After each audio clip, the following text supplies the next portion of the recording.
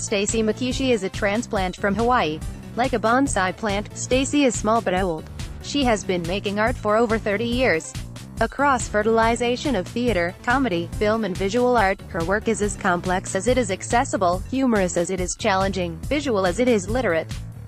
It ranges across solo performances for stage, large-scale outdoor participatory projects and intimate one-to-ones. Also a teacher, director and mentor in international demand, Makishi believes in art's transformative power and strives to share her creative process with others in order to put more aloha into the world. Ahead of her Dublin show at the Project Arts Centre as part of Live Collision Festival, we sat down for a chat with the queer comic. Hey Stacy. First of all, are you excited to perform in Ireland? I love Ireland. The last time I took part in Live Collision, I made so many friends, especially on the bus. People were so open and friendly and told me the best stories.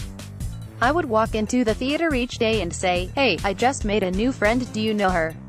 Her name is Marie. What freedom does being a performance artist bring? For me, being an independent artist means you can do whatever you like. But in art making, freedom can be overwhelming. Too many choices, sky's the limit, where do I begin? But I guess for me, all my projects begin like having a passionate love affair with someone who's gonna break my heart. It begins with a slight flirtation, then suddenly it falls into obsession. And before you know it, I'm covered in tears and snot and barefoot and pregnant.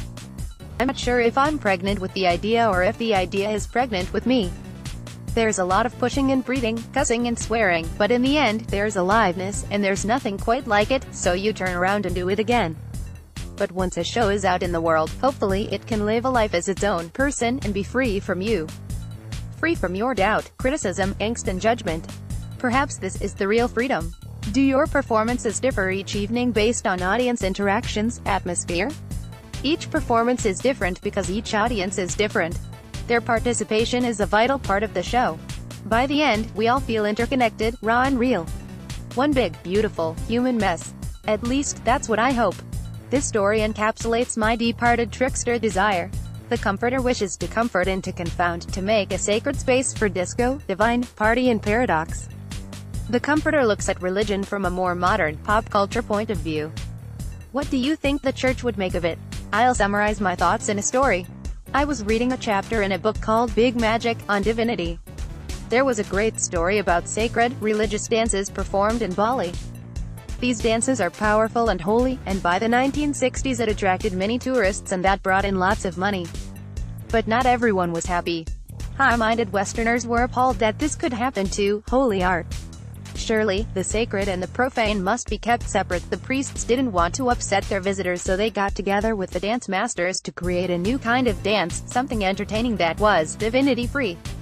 But what happened was that the silly, meaningless dances eventually developed to be even more transcendent than the old, stale, sacred dances, so much so that they decided to borrow from the new fake dances. And very soon it was uncertain what was meaningless and what was holy, until no one could tell the difference anymore. Everything was now blurred between high and low, light and heavy, right and wrong, us and them, sacred and profane, God and earth. This made everyone very happy, except for the high-minded Westerners.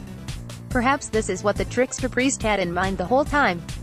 This story encapsulates my deep-hearted trickster desire. The comforter wishes to comfort and to confound, to make a sacred space for disco, divine, party and paradox. The function of art and religion is to deepen the mystery. Live art is a great agent for blurring boundaries and holding space for mystery. The Pope will be visiting Ireland later this year, and there has been controversy around the removal of same-sex families from publications surrounding the event. Do you have any advice for him? See the story above. I don't know any artist who feels like an insider. Part of my job is to feel homesick. This yearning towards elsewhere is part of the work. You have previously said you have felt like an outsider in the world of performance art. Has this perspective helped fuel your work? I don't know any artist who feels like an insider. Part of my job is to feel homesick. This yearning towards elsewhere is part of the work. At the same time, it's important to not alienate me from myself. Whenever I begin to work on a new project, the fear of failure is so great. And when I bottom line the fear, what I fear most is that if the show is not good enough, I'll abandon myself. As artists, we have to find ways to be faithful to ourselves. To remember that it's our vulnerability and humanness that connects us to each other. Have you heard of the term wabi-sabi? It's basically Steve Buscemi's face. Have you seen his teeth? We live in a world that's fairly obsessed with superficial perfection. Performance art can be a subversion counter-narrative to this. Have you heard of the term wabi-sabi? It's an aesthetic that is centered on the acceptance of transience, impermanence, decay and imperfection. It's basically Steve Buscemi's face. Have you seen his teeth? I've been told that performance art is now called live art, as opposed to dead art. I suppose that's what makes live art alive. It's the risk, the chance that it can die, that the work can fail. It's like with surfing. Anyone can catch a wave, but what makes people want to watch the pros is the risk. They want to see someone willing to catch the big, killer wave, the one that might make you eat shit and die. It's the same with art. We want to see our humanness played all out. We want to see art that exposes the raw, beautiful, shitty, shameful experience of being alive and human. Do you think this Steve Buscemi aesthetic will be experienced by people who come to see The Comforter? It's my hope that people will see my humanness exposed. I know I did my job when I leave the stage suffering with a shame hangover. My motto was, I can't. Was it to do with my class, gender, race or queerness?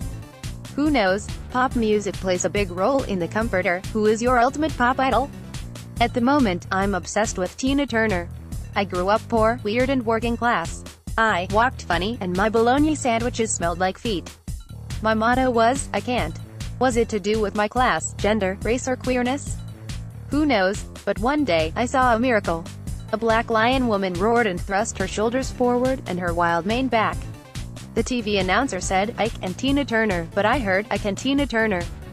I jumped to my feet and shouted, I can Tina Turner too. I've been working on a faith trilogy in response to the Holy Trinity, the Father, Son and Holy Ghost.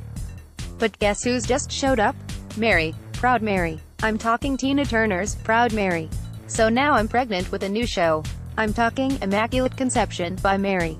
It's early days, but the next show is inspired by Tina Turner and Mary. She's the ultimate badass and I can't wait to see what happens with this baby. It's a love song that beckons us to choose life, the whole spectrum of life, the joy and sorrow, the disappointment and excitement, the love and loss. If George Michael was still alive, what do you think he would make of The Comforter?